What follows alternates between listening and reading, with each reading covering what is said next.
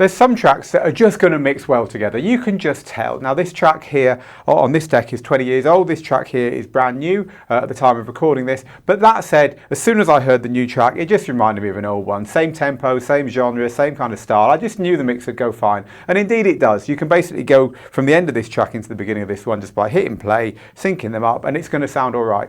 But there is some subtlety that can improve a mix like this. The first thing, of course, is spotting the tracks. So let's have a listen to the tracks and hopefully you can see why, even though they're a couple of decades apart, it kind of immediately occurred to me that this mix might work. Let's start off with the old track. It's by IO and it's called Rapture. I'll give you a section from the middle where the lyric, which is the bit that links them in my mind, occurs. Have a listen to this.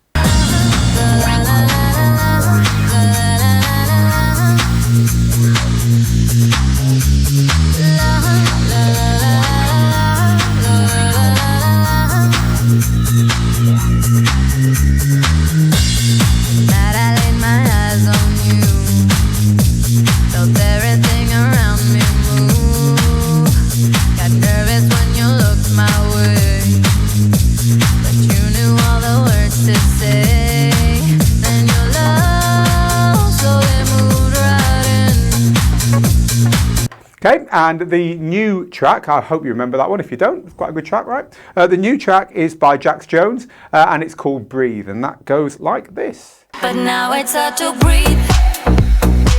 I'm not in love, it's just a game we do. I tell myself I'm not that into you, but I don't wanna sleep. It's 3:15. You're in my head like dum dum da da da da, dum dum da da da, dum dum da da da, dum dum da da. And that was it. So they're going to mix well together. But how do we make a good mix a great mix? Well, let me perform the mix that I've come up with here, and then I'll explain to you on the screen, but also afterwards some of the things that are going on in this mix. Okay, let's have a look at it.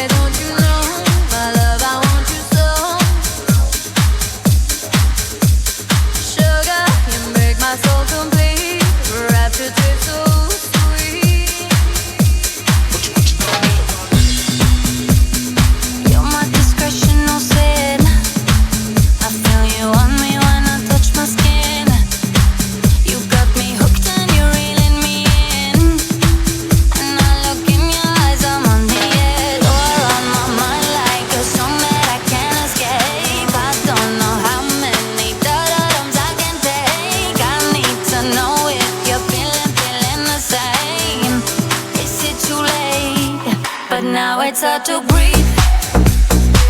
I'm not in love, it's just a game we do.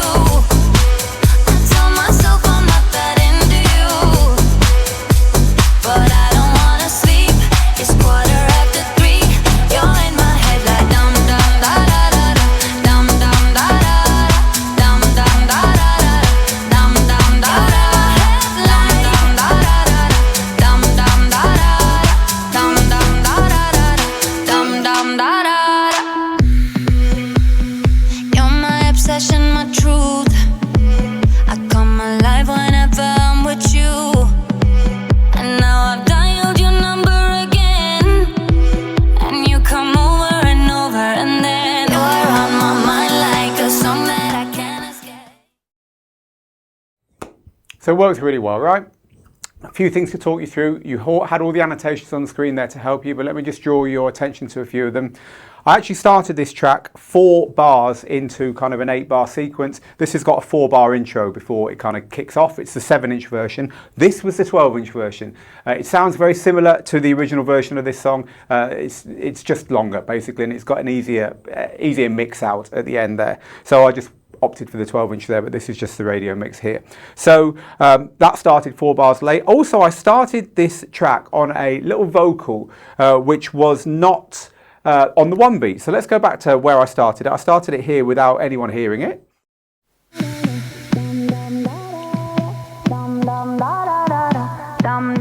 what you gonna do? And that's where I dropped it in on that, what you're going to do. And I used a cue point simply as a visual aid there to show me that that's where I wanted to turn that track live. And that's always a nice thing to do. If you've got a little motif or something just before a one beat, dropping in there is good. So also I dropped the outgoing track out a couple of times in order to, again, make this transition from one to the other a little bit smoother. And again, it was before the one beat, so you'd have seen in that demo that there's a couple of places where the percussion dropped out of this track as well. And I accentuated that by just putting that track on its own before moving back. And of course, I put a loop in at the end here. The end of this track is just percussion, it's just this. And I had it looped. And the reason I had it looped is so that I could choose where that left the mix and not just have to put up with it ending. You know, it's a great thing about loops is that you can do that.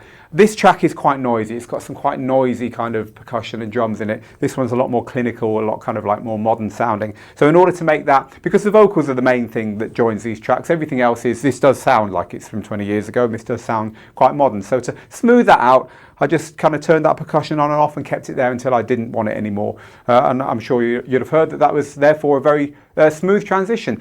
Again, when you've got two tracks where there's generally they're going to work, right? Same tempo, same genre, vocals are similar. It doesn't take much more than that to put that extra bit of polish on to do a really, really tight mix.